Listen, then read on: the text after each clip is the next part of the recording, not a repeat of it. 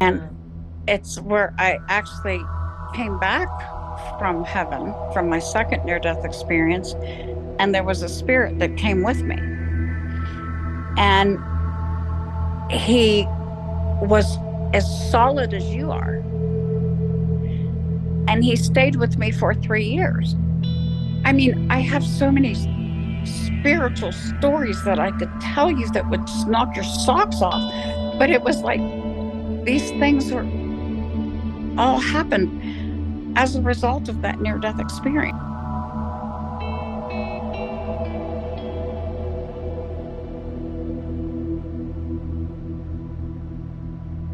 So, hi, Soul Family, and welcome to my channel. I'm your host, Haji, and this is amazing indie stories, and or it might be a whole new series because Sharon is amazing.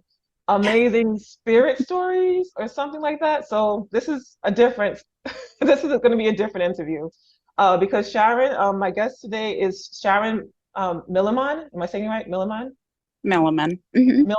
Milliman, and she has had several NDEs, several spiritual experiences. I mean, the list goes on. Have you had any extraterrestrial? Like, oh, anything you can think it, she's had it. So, and so, Sharon, welcome to the show. Thank you. Thank you for And having me. Sharon and I, during our pre-interview chat, it ended up being like 3 hours, like over 3 hours. I was supposed to be at work. I was supposed to be doing things. Like she is just, once you start talking to Sharon, you don't want to stop because she just has a million stories and experiences. And she's an amazingly beautiful human being. And you'll know that if you've seen her other interviews. So I'm going to let Sharon jump into what she thinks is, she wants to share here. So whether it's part of an NDE and then going into the spiritual experiences, and then our Q&A will probably be longer than the first video. So let's, Sharon, just jump in and tell us about your amazing NDE and spiritual stories.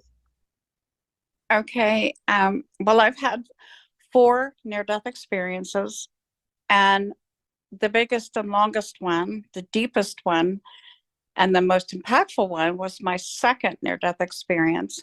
And what happened with that was I had four lightning strikes. Two of them was ball lightning, and two was um, lightning, the lightning bolts. And that happened over the course of a couple of years. So when the fourth lightning strike hit me, I died in my backyard. And that's when I had my second near death experience. And um, so the lightning hit me while I was talking on a cordless phone. And I died, and I went to heaven. My spirit left my body, and I went to heaven, or what I call heaven. And I saw my two brothers who had died when they were babies, but they were fully grown men. And they looked exactly like my dad when my dad was a young man.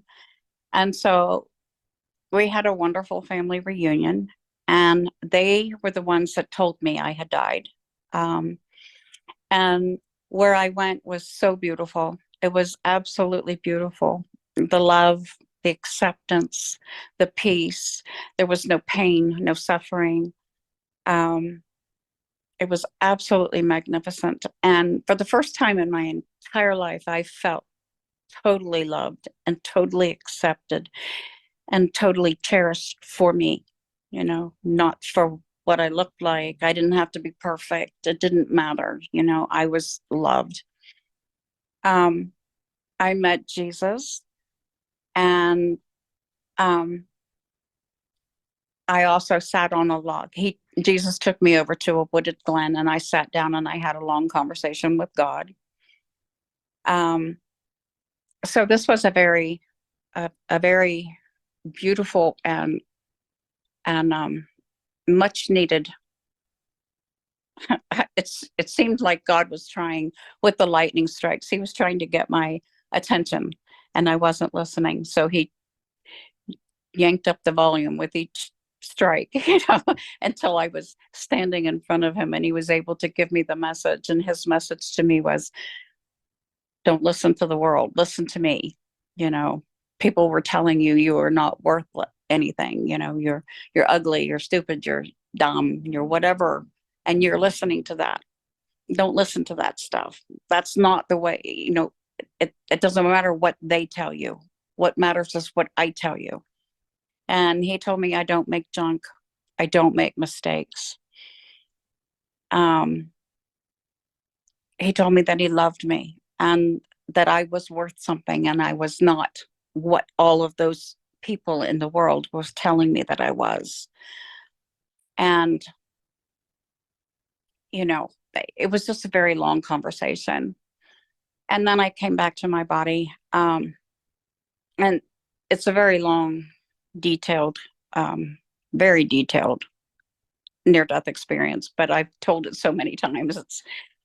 But something happened after. There was a lot of things that happened after that near death experience. And I've only shared it publicly once. And I was very nervous about it because I'd never spoke it before. I've written about it, but I've never spoke it. So I feel like it's something, there's been a few other people that have written about it. They've had the same experience. And so I feel like it's time to come out with it. From what I understand from other researchers that have talked about it, it's a rare phenomena that happens sometimes when you have a very deep near-death experience, where when you come back, you bring a spirit back with you. And that's what happened to me. And this spirit that came back with me had been a living person at one time. His name was Gabriel, Gray Eagle. He was Lakota. He was actually Sitting Bull's brother-in-law. He was born Aglala, and he married Sitting Bull's into Sitting Bull's family. And so through marriage, he became Hunk Papa. And so he, you know, he was in Sitting Bull's family through marriage. And when he came to me, he was just as solid as you are solid, you know. And I remember what's interesting is that I had seen him twice as a young child. Of course, I was seeing spirits all my life, and people thought I was nuts, but I was, and I didn't know that they were spirits when I was little. I thought they were just people because they looked like normal people. And I saw him twice. When I was a little girl, we had a house, and behind our house was a golden wheat field. And I saw him one day, and he was on his horse, and he was just walking through the wheat field. And I saw him, and he looked over at me. I was playing, and that was it. And I thought, well, he's just a guy riding his horse. So what? You know, no big deal. I didn't care. I just went on playing. And then I saw him again, and he was not on the horse. He was walking the horse, and he brought the horse over to me, and the horse kind of leaned its head down, and I was playing with the top of the horse's head, and I was playing with his ears, and his ears felt so soft, and I was laughing. And I looked at the man, and he was smiling, and he just had this very tender smile and very gentleness about him. I wasn't afraid of him at all. He just, because he was so kind, I love that horse, it was like I was playing with a teddy bear, that's what it felt like. And I was just laughing, and then, he turned and walked away. It wasn't like he went poof and he was gone. It wasn't like that. It wasn't a scary thing. It wasn't frightening to me. But I never thought about him again after that because we moved and I grew up and was going to high school and dating boys and all that kind of thing. So I just kind of never thought about it anymore. But then after this experience, I remember it was only a few days after the experience. And after I'd gotten out of the hospital, I was back to doing my regular, you know, daily household stuff. And I went into my spare bedroom to put some laundry away. And there's this beautiful native man standing next to the mantle in the bedroom. And he was holding a flower from the flower arrangement. So at this point, I knew that he was a spirit, but he looked like a human being. I mean, he just so solid. And he was wearing the same clothes that he was wearing when I was a child. And I thought, wow. And I thought, he hadn't aged a bit since I saw him. It did take me a minute to recognize him. I had to kind of look at him a minute. I thought, oh, I know you, but where? And then it was like, oh, okay. But I wasn't afraid of him. There was nothing about him that made me afraid. And it was like, okay, so why are you here and who are you? And, what do you want? What is it that you have to say? But that's when the lessons began. He came to, and he started teaching me. And of course, I wasn't raised in any Native tradition. So nothing that he was teaching me, I mean, I hadn't heard of anything. All of this was new stuff to me. I had no Native knowledge whatsoever. And so he was very respectful and honored what I was raised in. But he wanted to teach me his way, what his people, what they believed. And he was with me for 3 years, and it was every day for 3 years. And it was constant teaching. And he also became not only just a teacher, but a mentor. He became a companion. He became, when my life was falling apart after my near-death experience. And that is very common in a near-death experience where, your life, your old life falls apart and it's time to start a new life. And my life was falling apart and I was very, very depressed. So he was there and he was confident. He listened to me. And what was also interesting is that 2 of my grandchildren saw him. So this wasn't like I made him up in my head that I wanted a knight in shining armor to come and rescue me. It wasn't that. This was a real human being. And my grandchildren saw him. And I had an artist friend who could see spirits. And I said, go to him and let him see you and let him draw you.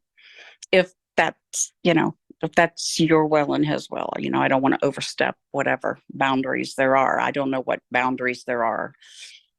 And he did. And I have the picture and I can actually show it to you if you want that. But so he taught me a lot of things, of which I can tell you what they were. But he had a funny personality. He was very compassionate and very strong and gentle at the same time. He taught me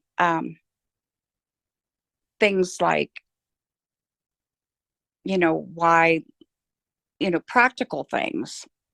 And then he started teaching me spiritual things. He taught me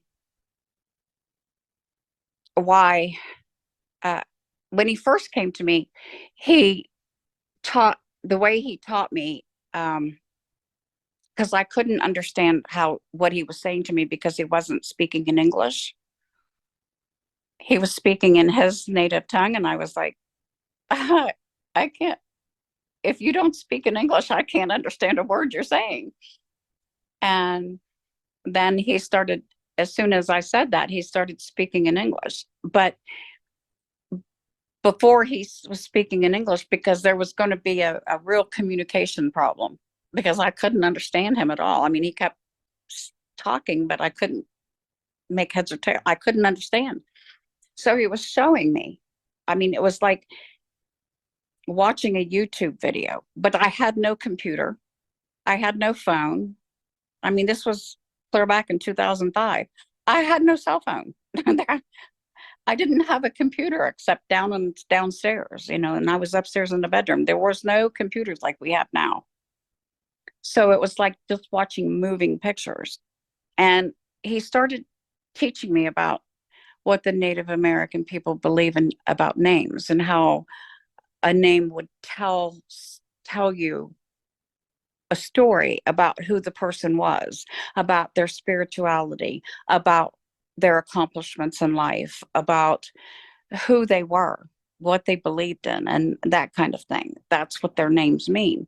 And that oftentimes their names will change throughout their life based on their accomplishments and, that kind of thing.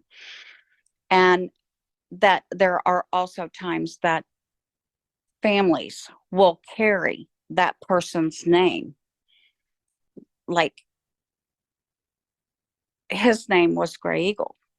And so now his generations carry his name as their last name. That's an honor to be whatever Gray Eagle. So they belong to his family. It's the Gray Eagle family. And when they were put on the reservations, they were given first names, whatever first name, people, the whoever it was. Back in that day, there was a man named James McLaughlin who was like I don't know, the head of putting people on the reservations or whatever. And it wasn't what, I mean, he wrote a book about it, James McLaughlin did. And he talked about, what happened and, from his point of view. But it wasn't, they would hand out names, and it would be, like English names, and then use the person's real name as their last name. So anyway, his name was Gabriel Gray Eagle, and that's how he signed the census. And he was the head of his particular band of people. And so anyway, that was my first lesson, was what him teaching me. And the way he did that was he showed me these elk. Okay, there was elk on the prairie, and he showed them to me, and they were just grazing. And then he appeared in the pictures with the elk, but he was just a young teenager at the time. He was standing beside me as a grown man, but he showed me himself as a young person. And the elk lift their head, and they got scent of him. They knew that he was there, and they start to run away while he's running beside them, keeping up with them. And then the picture goes away. And then he looks at me and he starts talking again, and I can't understand him. And that's at the point that I said, you need to talk so I can understand you. And so he starts to speak in English. And he said, so what did you see in the picture? And I said, I saw elk. And he said, and what were they doing? I said, they were running. And he said, so what was my name? And I said, running out. I mean, it just seemed like logic to me. And he said, well, good, you learned quickly. And then poof, he was gone. And I was like, what's that got, where'd you go? And I waited like 3 days and he didn't come back. And I thought, okay, that didn't, what was that? What do you, and I waited and I waited and I waited. And then he came back like 3 days later. And this was my second lesson. And then he explained to me, I was like, where, and the second time that he came, he's standing in the doorway of the bedroom. And I didn't say anything to him. I saw him standing there and I didn't know what to say. I didn't know if he was supposed to speak first or I was supposed to speak first, because I don't know anything about, proper etiquette. What are you supposed to do?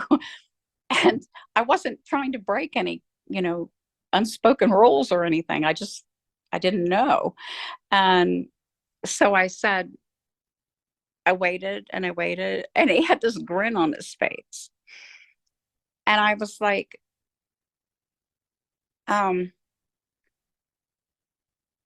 okay, since you're not going to say anything and just stand there and smile, I'm going to go ahead and ask you, where were you? Where did you go? You've been gone for 3 days. Where did you go? And the last time you were here, you showed me some pictures about running elks, and then you were gone. And I don't know what does all that mean?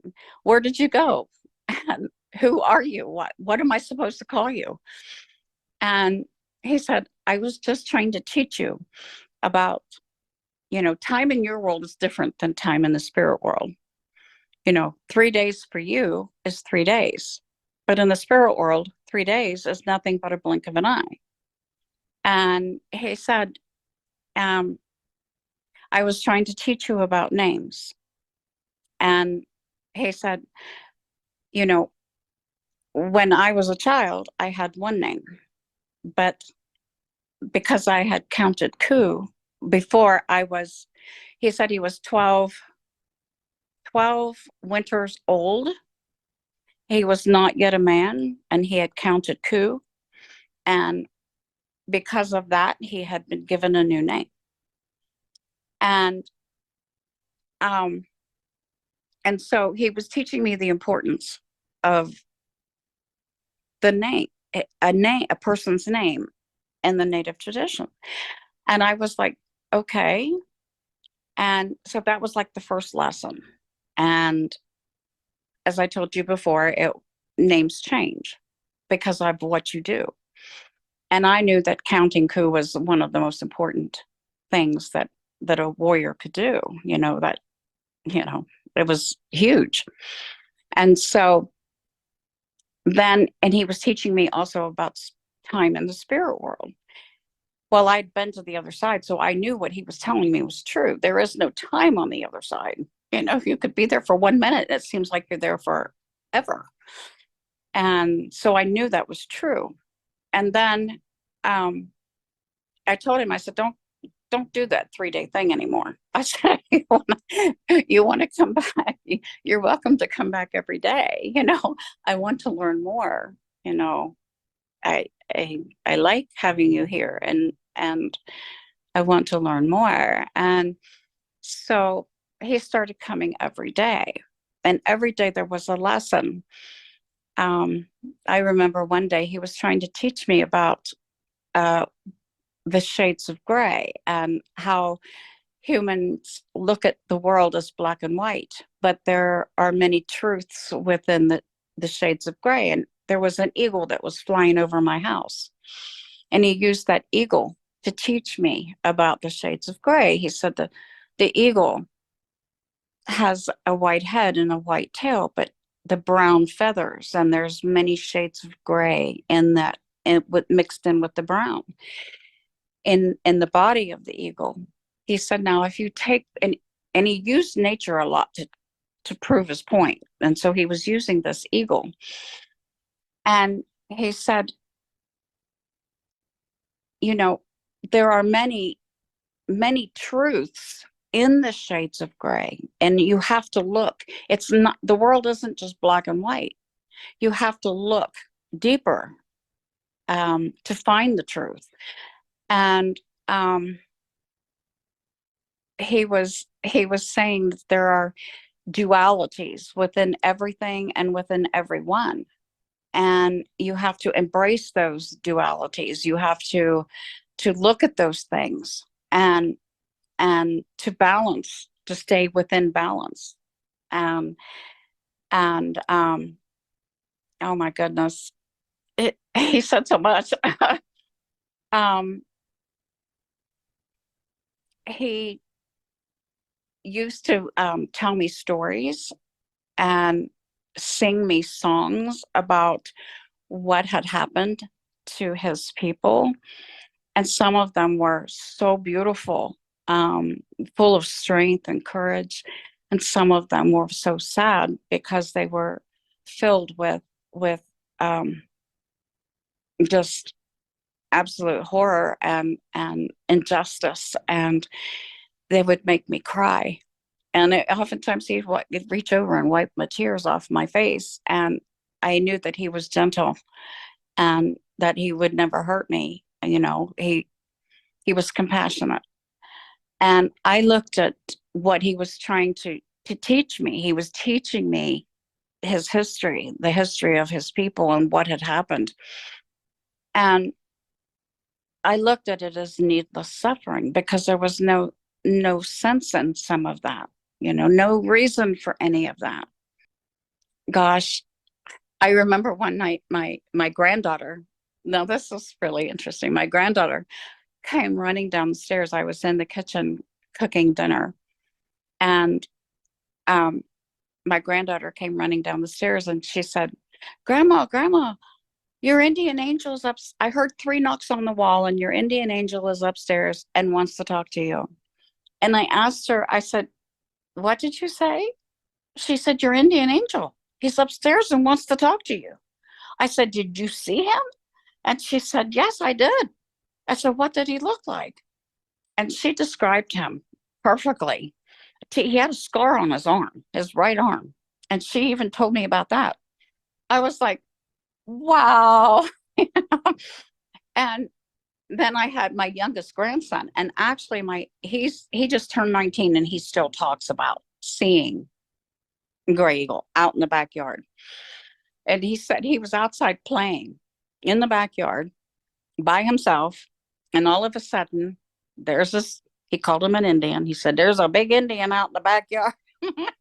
And he said, I stood on one side of the sidewalk and stared at him, and he stood on the other side of the sidewalk and stared at me, and we just stared at each other. And we didn't move. And I figured Gray Eagle didn't move because he didn't want to scare my grandson, because he was just a little thing. And it was like, I'm sure that he just stood there so that he didn't frighten my grandson. But Connor ran inside and he told me about it. And he still talks about it. But he described him also to the T. And the man I was married to at the time was very jealous of Gray Eagle. And he said, how can I compete with a ghost? And this man was very abusive to me, very extremely abusive. And I had told him, I said, well, Gray Eagle is more of a man, even as a ghost, than you could ever be. So there's no point in trying to compete. Well, that was not the right thing to say. And so I mean, he blew up at me all the time. And I had asked Gray Eagle to please show yourself to him because he thinks I'm crazy. And Gray Eagle said, well, he could see me if he really wanted to, but he doesn't want to. He wouldn't believe even if he could see me. And he said, I'm afraid that if he does see me, he will hurt you. And then I'd have to kill him. And I looked at him and I was like, what? And he started laughing. So, I mean, he had this really comical personality. He wasn't all serious. You know what I mean? He was funny. And I mean, when he said that to me, and my eyes just my jaw hit the ground, and then he just burst out laughing. I just lost it. And so we're laughing together. And there were moments that were very tender. Um, it was there were moments when he was like a teacher. There were moments when he was like my best friend. Um, I used to get locked in to my backyard. I wasn't allowed to leave my home. Um, the man I was married to took the keys. He would lock the gate, lock the garage, and the only way in and out of the house was through the front door. And he had neighbors watching the door. So if I left the house, I was in trouble. So what was interesting is Gray Eagle could manipulate the lock and get the gate open. And he'd hold his hand out and he'd say, come walk with me. And he would hold my hand and we'd go take a walk down the alley. And we'd be walking, and he'd be pointing things out. He'd be showing me moss on the side of the tree. And he'd say, that's the north side. You're facing, when you see moss, that's the north, why leaves flip over when it's going to rain. He would teach me about, he told me to watch the waterfowl. If I ever find myself lost, look for waterfowl and you'll find water. Things like that. He was teaching me things that I never would have thought of. You live in the city, you're a city girl, you look for running water and toilets and bathrooms and that kind of thing. You don't look for what's obviously nature and what's out there. So he was trying to teach me what nature would tell me. And he was showing me where beauty could be found. And where I could find beauty that I had never seen before. And so he was teaching me things that just were just amazing. And when he started teaching me spiritual stuff, it was native spiritual stuff. He told me that, the Indian people didn't need a building in which to pray because the Great Spirit was everywhere. And everything was alive because the Great Spirit was in the trees, in the water, in the mountains, in the sky, in the birds, and that's why everything was alive with the spirit of the Great Spirit. And it was, and when he talked, he sparkled, he, he, he was just beautiful when he would talk about these things. And then he started talking about the spiritual paths that people walk on. And he said, it doesn't matter. He said, there are so many people on the planet now. He said, it doesn't matter what path a person takes as long as that path leads them to the Great Spirit. He said, if they live that path, then that's a good path. He said, it's a sacred path. It's a holy path. But if it leads them away from the Great Spirit, then it's not a good path. And, there are lots of terms that are used nowadays that are, call it religion, tradition, path, whatever the term is, it doesn't matter. Because there is no one right path, because there's so many people, and that we're not supposed to judge. We're not supposed to bother another human being about what path they're taking. That's not our business, but we're supposed to walk the holy way, the sacred way, whatever way that is. And that might be different for you. It might be different for me. It might be different for someone else. But whatever it is, make it the holy way, make it the sacred way, and let it lead you to the Great Spirit, or whatever name you give the one who created all. And he talked a lot about the past, and that there's going to come a time when we are all going to have to come together. And he said that you have to give this message. You have to let people know that it's time for the past to be let go, and the hurt that has been inflicted on others, because it's not just one particular race of people that have been suffering at the hands of selfishness.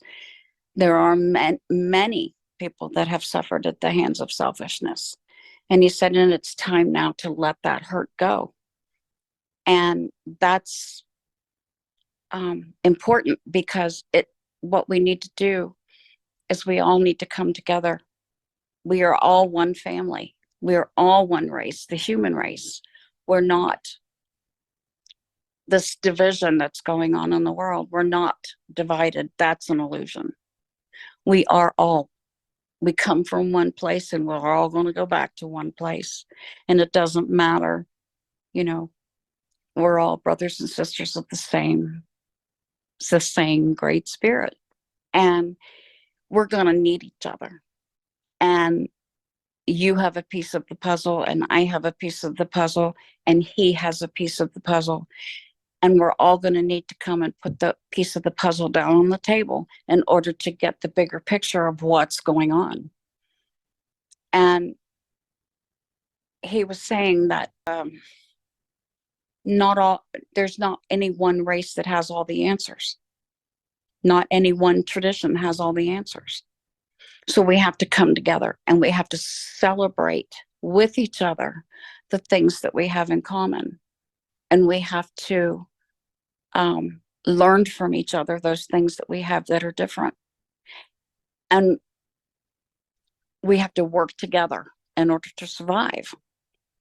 And we have to acknowledge the wrongdoings, ask for forgiveness, give forgiveness,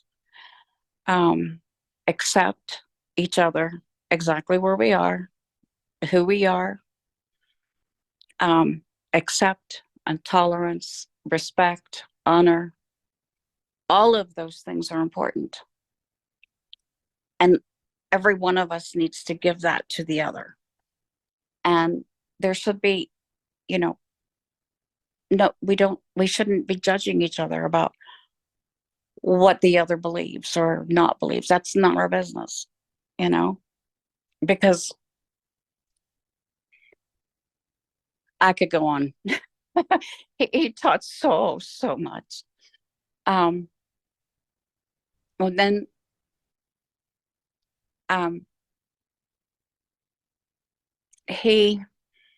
when it was time for him to leave, there was a whole lot that went on that I could go into more and more, and we'd be here all day.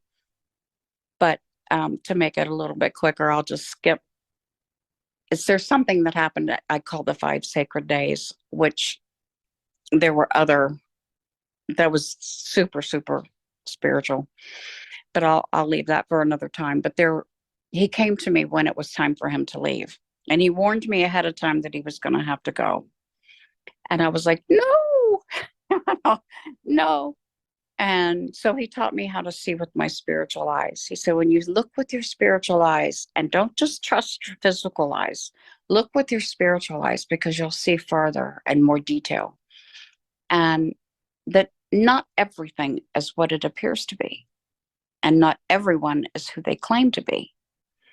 So you have to be careful about that. Because I'm one of those people that I trust everybody. You tell me the sky is blue and the grass is red, I believe you.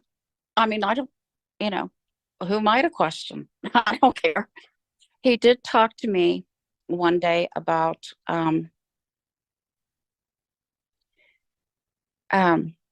he talked to me about a medicine wheel. and how his the ancient way of healing. Um, he called it bear medicine, and then he said, "No, you can't look it up. It's not what's you can look up in a book or something."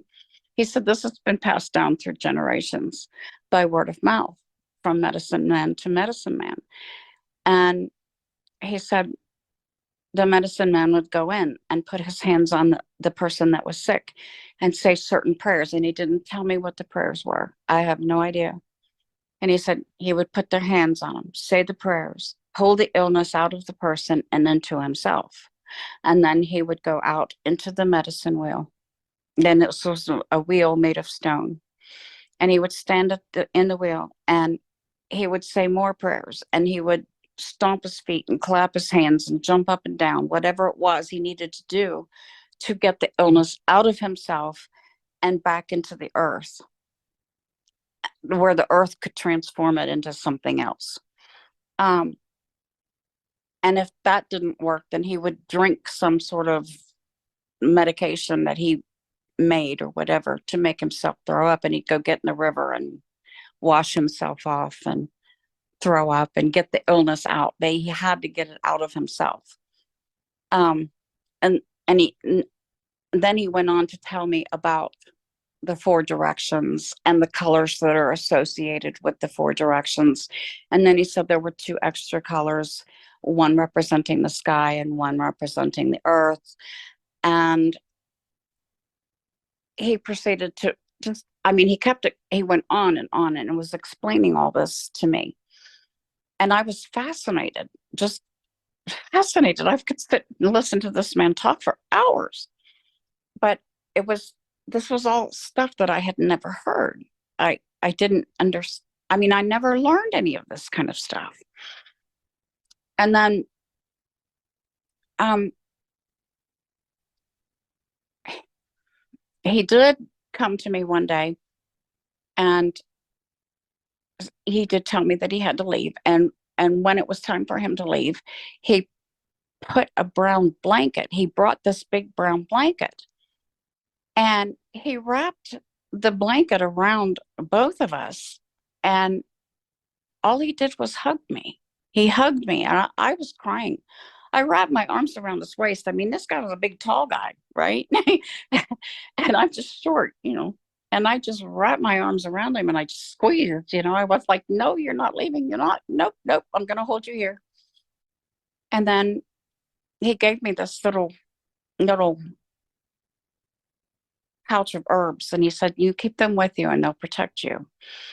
And then he unwrapped the bag, or the brown blanket, and he backed up. And when he backed up, he disappeared.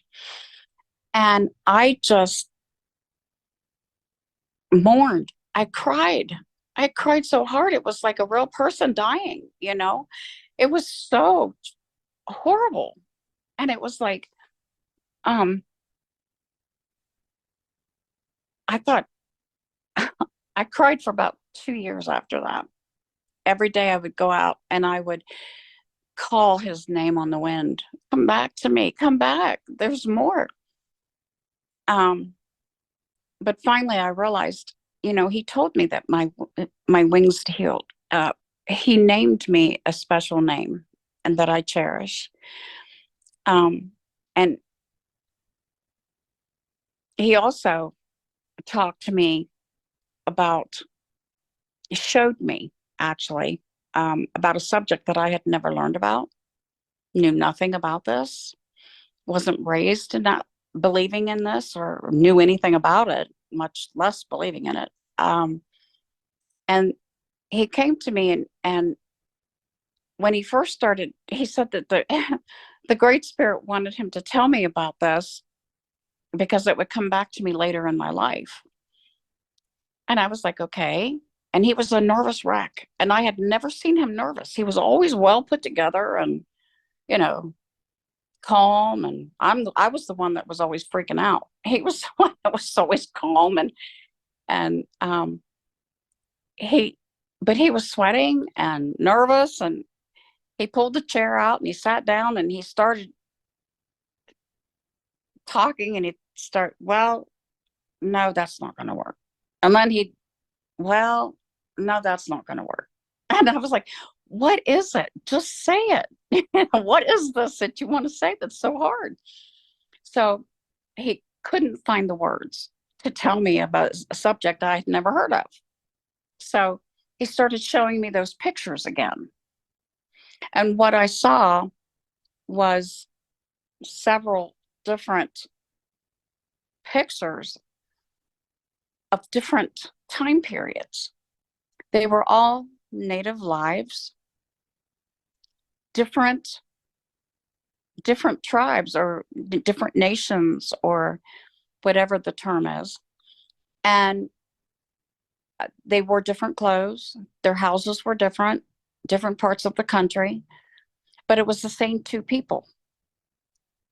And then you could see that I saw the essence of these people. It was the same two people in each one of these scenarios. And one of them, it just made me cry. Well, they all did. I mean, because they all started out beautiful and loving and then ended tragically, every one of them did. But one of them really just literally, I just broke down and cried because in one of them, there was the woman was over, there was a teepee and a lodge, and inside the lodge, I saw a man and he was holding this tiny baby and he was sobbing. And the woman was crying too, but she had two other small children. And so she was over with the smaller children. And they were getting ready to prepare the body of the baby. The baby had died. And it appeared that the baby had died of smallpox or something, and they had to prepare the body a special way. But he was holding that baby, and he wouldn't let anybody touch the baby. It was like he was going to do that, and then apparently that was not. It was the women, the older women, and that were to prepare the body, not him. But he wouldn't. I mean, he was so beside himself over the death of his baby that he wouldn't let anyone touch her. It was a baby girl. And I saw that and I felt the emotion. It wasn't just looking at the pictures. It was feeling the emotions as well as watching it. And it became very real. And I looked at him and I'm like, what is this? And it was like, that was my first introduction to the possibility of past life. Because these people, they were the same two people who had apparently loved each other so deeply that they were always brought back to each other over and over and over. And I recognized the two smaller children that the woman was with, and one of them, I could see it. The little boy was my grandson, and the little girl was my granddaughter that I have now. And so it was like I was in shock. I was like, oh my God, I know these two. And so it was like he was trying to teach me about that concept. But I said a prayer after I watched that. And I said, God, if this is real, if that's what he's telling me and this is real, and I ever get the inclination of ever wanting to come back here and do this again, I want you to tie me to a rock and sit on top of me, because I don't want to come back here and do this again. It was so painful watching those things and thinking, you love someone so much and you find that person over and over and over, and you lose that person over and over and over. So I don't know if that was real or if that was just his way of teaching me what that concept was. Um, and um, and then after that is when he came with the blanket and hugged me. And so that's just that's it in a nutshell. There's a whole lot more. Yeah.